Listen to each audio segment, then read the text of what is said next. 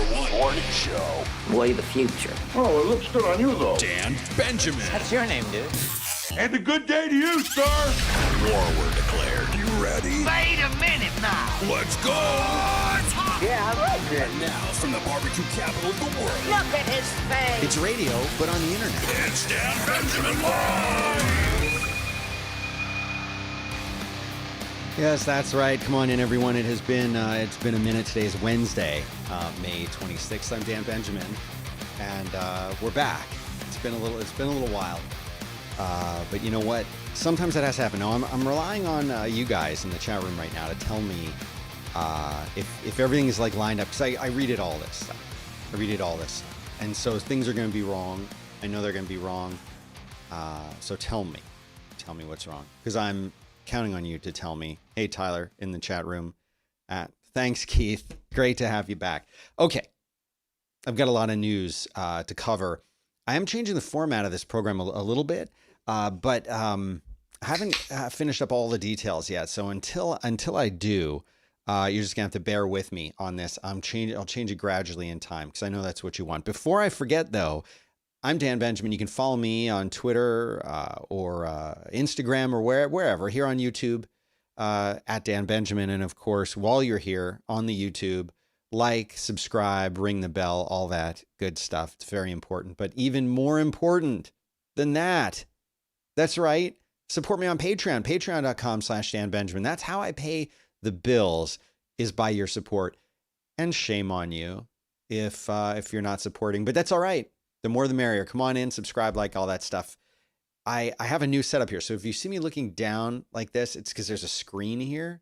I don't know if I like that or not, but that's fine. We'll deal with it and for today, and I'll change it, because I always have to change it. Iran. Have you heard about the amount of power consumption that comes from running these Bitcoin things? Iran has now banned the mining of cryptocurrencies like Bitcoin.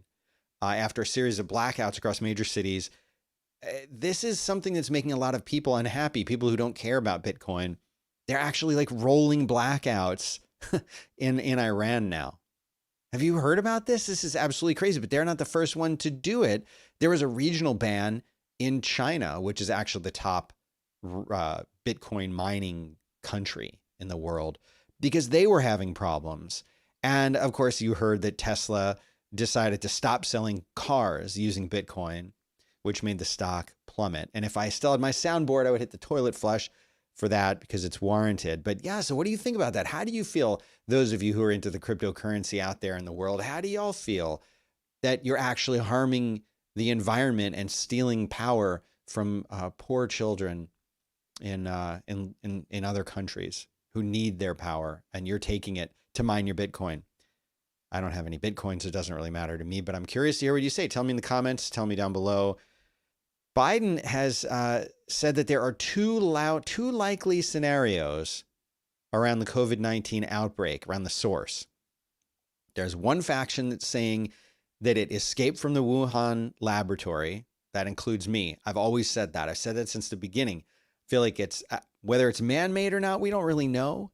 But maybe it was in a facility there, whether they made it or they took it from an animal or what, I don't know the answer. But I think it was there. Or the animal to human contact theory. So this article, again, you can find all of these articles by going to Dan Benjamin. What is the URL to my own show? dbl.fireside.fm. Just go there. And you'll see the latest episode. I think this one's 79. You'll see all the links there. But Biden has asked the intelligence community to, in his words, redouble their efforts to collect and analyze information. They want to know. Why do they want to know? I don't know. Do they want to know because they want to be angry at China? Do they want to know because they just feel like knowing? Does it somehow prevent something in the future? Tyler says crypto is like a Captain Planet villain's plan. I like that. Somebody who looks like a spammer, who's just got a ton of characters. I can show you this. Can I show you this? I used to be able to show you this. Yeah, that's what I wanted to do. Says, don't you think we're past the no return point climate-wise? I am not the right person to ask that, but I'm going to say no. I'm going to say no, we are not past the no return point. We can do better than that. So There you go. Oh, Tyler also says it'd be nice to buy a new video card and not have to take out a second mortgage. You know what? Let's just segue from the news for 1 second. I have been trying to get a new video card, not even a new video card. I'm trying to get an old video card for this computer down here because a lot of you have written in saying, Dan, you started this great Minecraft series. I really want you to continue doing it. And I thought I want to continue doing it too, but I need a video card to do it. I need an NVIDIA, like a 1070 would be fine. So if y'all have one and you want to sell it to me, let me know because the new ones are like $5,000. I'm not going to be able to do it. Okay, back to the news for a second here. So the failure to get our inspectors on the ground in those early months will always hamper any investigation into the origin of COVID-19. This is a quote from Biden. Nevertheless, shortly after I became president in March, I had my national security advisor task the intelligence community to prepare a report on their most up-to-date analysis of the origins of COVID-19, blah, blah, blah. It came from the lab in Wuhan. I'm just going to say it. That's where it came from. And you know what? I will actually say I think it was man-made, human-made.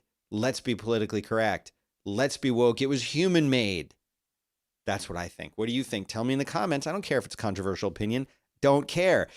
This is some great news about COVID. If I had my soundboard, I would hit the applause button. Mild coronavirus infection leaves behind a lasting antibody protection. This is suggested by actual research. Okay? So now I want you all to think about this. This is my job is to talk to you all about this stuff and get your thoughts on it because I don't know the answer. But here's something I want you to think about. Okay? First, they said, we don't know if you're going to get any kind of protection if you had coronavirus. We don't know. Then the vaccines started to come out and they started to say, we don't think it's going to be very long. You should still go get a shot. Now that, and there's a follow-up story over more than 50% of the country here in the United States is vaccinated. I'll get to that in a second. Jumping ahead. Now they've said, after enough people have been vaccinated, oh, if you had COVID, now not only do you have protection, not only does it last a long time, you know what they're saying? They're using the term long-lived, but you know what they're actually saying? It might be lifelong protection that you have if you actually had COVID. Check this out. Here's the quote from the news. Dan Benjamin. Can someone tell me my own website, dbl.fireside.fm? Even a mild case of coronavirus could leave people with lifelong protection against the virus, a new study suggests. Listen to this. I'm going to call BS on this.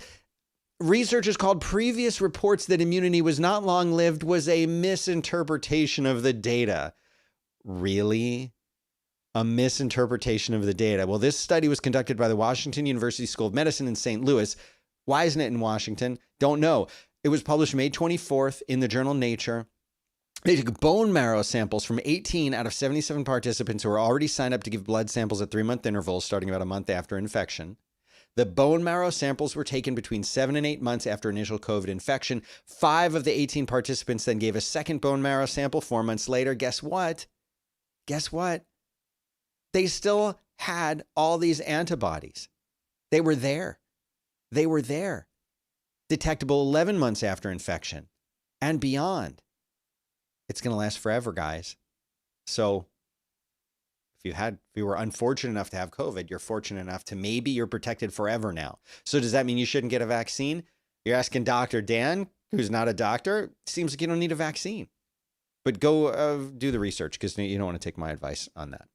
Half, and this is what I was leading up to, half of all United States adults are now fully vaccinated. And when I say fully, that means they either got the J&J or they got the, I guess they got Pfizer or they got Moderna and they got both their shots. 50% of the country now. That's it. I don't need to read any more about that news article. That's kind of it in a nutshell. I'm not doing the thing where I show you the screen anymore. No one liked it, including me, and it was always goofy. So I got rid of it. Experts are saying those who are not inoculated against COVID-19 should not rely on protection from those people who are. Interesting, right? This is the latest thing. They're saying, quote, the work ahead of us is going to be really challenging because while the people who are fully vaccinated are well protected, we still have to keep on convincing individuals who are not yet vaccinated that they are not safe. Okay, so they're saying the pandemic is not over for them. I know a lot of people who are not vaccinated and who are relying on people who are vaccinated, right, to actually go and kind of protect them, but they're not protected. They're exposed because, did you hear about the New York Yankees? I wasn't doing the show at the time to tell you about this, but you heard about the New York Yankees, right? The entire team had coronavirus. All of them had COVID-19, all of them. But they had all been vaccinated with the J&J vaccine, and so they were all asymptomatic. But clearly, they were able to have it and pass it to other people, right? They were able to do that, even with the vaccination. So what does that mean? On the one hand, the vaccination wasn't designed, or maybe it can't necessarily prevent you from getting it, but you're asymptomatic if you get it. That's actually that is what they wanted the vaccine to do, keep you from having symptoms. So if you're vaccinated, you've got both your shots, or you did the J&J, then you walk out of there 2 weeks after your final shot, you're not going to have any symptoms. It doesn't mean you can't get or carry or pass on the virus. You knew that, right? I'm not telling you anything you don't know, right? You knew that. But apparently a lot of people don't think about that. So what does that mean? That means you can go, you're fully vaccinated, 2 weeks have passed, got all your antibodies, you can go get coronavirus. You won't know it. You won't feel a thing. You'll be fine. And then as you're walking around, you're exposing other people to it. And if they're not vaccinated and they haven't had COVID, they could get it from you, right? So just keep that in mind. But anyway, that's what this is about. They're saying that the risk for unvaccinated people is in fact about the same as it was in the middle of January surge. They said this is an analysis from the Washington Post. So you're not safe. You're taking a risk. But the people who are vaccinated have no risk. Also, I put this in here not as something I want to talk about today, but in case you are following along at home and reading the news links there, the differences between elimination, eradication, and herd immunity and what it means for COVID-19. I'm not really going to talk about this very much because this is something that if you're interested in this, you can go read about it. But you know, I think the important thing is, okay, well, I will talk about herd immunity for a second because I think that's important. Here's what it says. Herd immunity requires a certain percentage of people to be infected or vaccinated to stop the spread, but it depends on the herd or community as well as density, the number of susceptible people, and other factors. And we don't actually know what the percentage is to get herd immunity until it happens. So eradication, that's where it's completely gone. Okay, we've only achieved this as humankind 2 times, right? Something called Rinderpest. You ever heard of that? I never heard of that, but it sickens cloven-hooved animals like cattle and buffalo. And with smallpox, those are the only 2 diseases that humankind has ever been able to completely eradicate. It's not going to happen, but elimination is where cases are reduced to 0 or non-zero in a specific area. Remember when I said I wasn't going to talk about these different things, and here I am talking about them. Well, go read it. It'll be in the show notes for you. Some bad news. Everybody that I know now, literally every human being that I know is drinking large, massive, you know who you are, large, massive quantities of wine. This is everybody that I know now is drinking wine. I don't know why wine is suddenly like a thing now. It's always been a thing, right? But like massive quantities, people consuming large quantities of wine now. You know who you are. You know, we've been talking about this. Well, get this. Any amount of alcohol, drinking any amount of alcohol is harmful to the brain. This is a study that has been done at Oxford University. So it's probably legit. They've linked moderate drinking to lower volume of gray matter, talking about your brain. Gray matter found in the outermost layer of the brain is high in neural cell bodies and plays a major part in the central nervous system. Levi in the chat room is saying, nah, wine is a new thing. That's right. So what are you going to do about this? It says there is no safe dose of alcohol for the brain. No safe dose. Okay. Moderate consumption is linked with more widespread adverse effects on the brain than previously recognized. They say that previous research found the glass of red wine a day can stave off diseases such as type 2 diabetes, or diabetes, as you say, osteoporosis, Alzheimer's, and heart disease. It may do that. It may do that. But it is not harmless. They say now there is no threshold drinking for harm. Any alcohol is worse. This is the author of the study, Dr. Anya Topawala. Pretty much the whole brain seems to be affected, not just specific areas, as previously thought. They did not actually define moderate drinking in the study. There's no consensus for that. They say instead, we looked at a whole range of consumption from 0 units weekly up and found a straight line between alcohol intake and poorer brain health. There is no level of drinking that appears as safe as not drinking at all. Is it 420 yet? Our next story, Amazon has bought MGM for $8.45 billion with a B after talks with Apple fizzled out. So I didn't know this, but Apple was actually thinking about buying MGM. Did you know that? It kind of makes sense. They've got a wonderful and very, very historic list of movies and programs, but I guess it fizzled. Apple said, nah, not going to do it. Amazon said, here's $8.45 billion. This is what they're calling the boldest move yet in the entertainment industry, turbocharging the streaming ambitions of Amazon. It is the second largest acquisition in Amazon's history. If you remember, they got Whole Foods in 2017 for $13.7 billion. It's weird to think that a grocery chain cost more than MGM, but I guess that's where we're at these days. They want to use MGM's storied filmmaking history to help boost Amazon Studios, which is its film and television division. Don't think of this, in my analysis of this, I don't think Amazon bought MGM to get their back catalog per se. I think they got it to get the rights to their back catalog for remakes. Have you noticed that everything is a remake? Everything is a remake, by the way. That's what they want. They don't want to go back and say, oh, we're going to show MGM films from the 40s and 50s and up. Really, that's not the value. The value is new content. People want new content. Now, this entire back catalog is available to them. James Bond, anyone? James Bond TV show? Okay, just remember what I said here. Talk to you in a year. This is big news. This next story is such big news, and people are talking about. Do you even care? Do you care about this? I don't care about this at all. Okay. But you can now hide like counts on Instagram and Facebook. So you can hide like and view counts. Why would you want to do that? The only reason I could think of is you want to do that is you have crappy likes and you don't want anyone to see that you have crappy likes. They say after years of testing on both platforms, Facebook and Instagram have settled on an opt-in experience for hiding like counts to allow people to disable seeing them across all posts and an option to hide their own public like counts from others. Quote, we tested hiding like counts to see if it might depressurize people's experience on Instagram, says an Instagram spokesperson. What we heard from people and experts was that not seeing like counts was beneficial for some and annoying to others, particularly because people use like counts to get a sense for what's trending or popular. So we're giving you that choice. Who cares? Tell me in the comments. Oh, and it's that time to tell you again, like and subscribe and ring the little bell, because when you ring the bell, you get a notification. Now, somehow I'm still streaming this out to Periscope.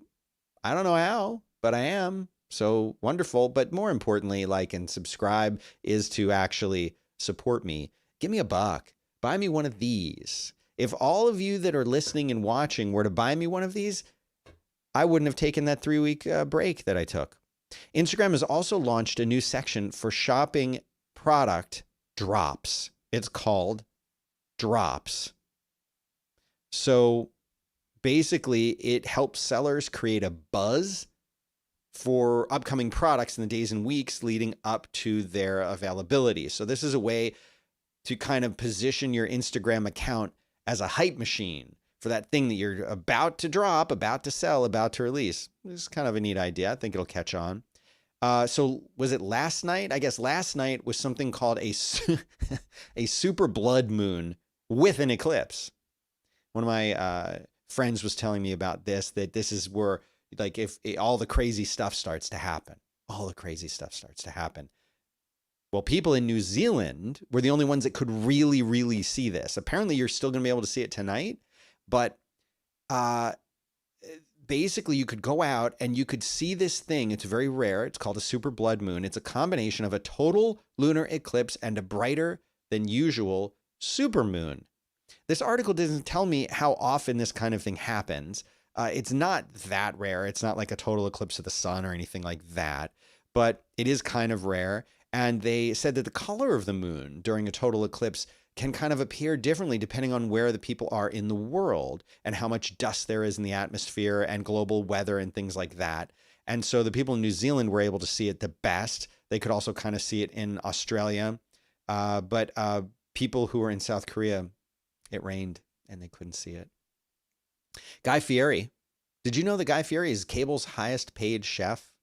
He is. And he's trying to do what they're calling in this article, an entrepreneur, save his industry with something called restaurant reboot.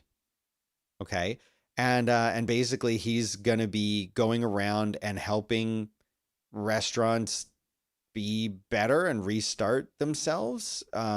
It's a special and it has celebrity cameos. Okay. So Shaq is going to be in it. Adriana Lima is going to be in it. Anyway, Fieri is going to be moderating conversations about the restaurant industry's existential crisis with other celebrity chefs. I can't figure out what this show is actually going to be, but if this is your kind of thing, you care about the restaurant industry, now you've got a show that you can watch. I'll probably watch it. Some serious news now. A fungus is pushing cicada sex into hyperdrive and leaving them dismembered. I'm just going to read this to you. There's a fungus called Massospora. It causes the production of cathinone, which is an amphetamine. So you know how these cicadas spend 17 years underground, right? And then they emerge, which they've been doing. They shed their little husks, their little skins, right? Come out of them. And then they spend 4 to 6 weeks mating, and then the females lay their eggs, and then all of them die. But some are doing more. They're mating more. This fungus creates this amphetamine, and it infects some of them, and then they basically lose control. They get taken over. They lose their lower abdomen and their genitals, and yet they're also mating at the same time. They become hypersexual. They have prolonged stamina, and they mate like crazy. But then they lose their butt. It falls off. So if you see just the cicada butts laying around, now you know why. Well, you heard while I was doing my little hiatus that Ellen DeGeneres' daytime slot is up for grabs. She's ending the show. Okay, go away. Don't play music. And Kelly Clarkson is basically going to step in. But, you know, Ellen said that it wasn't because of all the sort of drama and weird stuff surrounding her situation. People complaining and disgruntled employees. She said it was not that. If it had been that, she would have been out of there, pieced out immediately. But she did not piece out immediately. Okay. It's nothing to do with that. It's also nothing to do with the horribly low ratings that she's had for a while now. Nothing to do with that. She just wants to be done. Okay. Now, this is something it's time to talk. It's time to, VOID Projects in the chat room says that they watched the total eclipse at 1:30 a.m. in Hawaii. The red shift is caused by the edge of the shadow, which apparently fits more of the red spectrum, though. Oh, and Sean is saying you have 3 Patreons, which one is right. Thank you for asking. Allow me to tell you. It's this one. Hold on, if this thing behaves. Yeah, do that. Do that. If I go here and then I press this, there we go. Thank you for working technology. Patreon.com/Dan Benjamin is the main one. I have Disaster Proof, which is to fund a new show that I'm working very hard on in the background. And so that's a separate thing. Patreon.com/Dan Benjamin. Google has struck a deal with a hospital chain to develop healthcare algorithms. And guess what? Everyone's freaking out because of the privacy concerns, right? As you should. Well, basically, here's what's supposed to happen. It's with HCA, which is based in Nashville, Tennessee. They operate about 2,000 locations in 21 states. They would consolidate. Tell me if you like this idea. Consolidate and store their data with Google data from digital health records and internet-connected medical devices. So every patient is going to have data spun off of them in real time and stored with Google. So they say part of what they're building is what they're calling a central nervous system to help interpret various signals. So if you're hooked up to a heart monitor, let's say you go into the hospital for some reason, you're hooked up to a heart monitor or a pulse thing or a oxygen meter, or you get an EKG done, or you get x-rays, all of this in real time is being uploaded into Google, and Google's going to look at it, and they're going to be able to make health recommendation decisions using algorithms that will determine what kind of healthcare you receive. And in the future too. So how do you feel about that? A lot of people are upset about it. Basically, there is, okay, here it is. There is a privacy of patient records issue that's going on. And they're saying, people are saying, we don't like this. We don't want our information being shared. We don't want to, now, they're saying that they would be stripped of identifying information before they're shared with Google. Kind of, I think the goal would be the way that the data from your iPhone is kind of shared anonymously with Apple. If you're using like the digital assistant on your phone, that data is decoupled from the thing that identifies you as you. And I trust that Apple's doing this. But I don't know if I trust that Google's going to do it right. Oh no, did they take they took it down. There was this article that came out of a tweet from Lemonade, where Lemonade was talking about something very similar, saying that they were going to be using algorithms to make decisions for you. You know, the Lemonade insurance company.